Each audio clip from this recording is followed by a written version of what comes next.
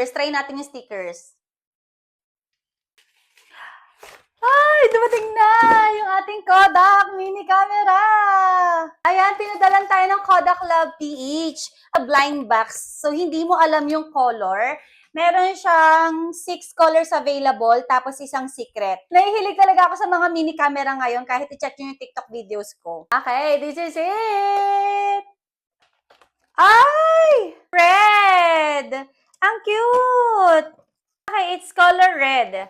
May included ng charger na Type-C. And then, keychain. So, pwede nyo siyang gawing keychain. Ang cute! Ayan siya. So, pwede nyo silipin dito. Meron din siyang screen. Select mode. Okay, I like to try the camera. Hala, ang cute! Okay, meron siyang mga filter. And stickers. Try natin yung stickers. Pwede ka rin mag-video dito. Wee! What's that? What's that? Mini keychain pero working as camera. Mas malinaw pa compare dun sa dalawang camera ko na nakuha ko sa TikTok shop. Kaya kung gusto nyo rin ito, ilalagay ko sa comment section yung link at yung name ng store kung saan kayo pwedeng umorder. Here's the Kodak mini camera from Kodak Love PH.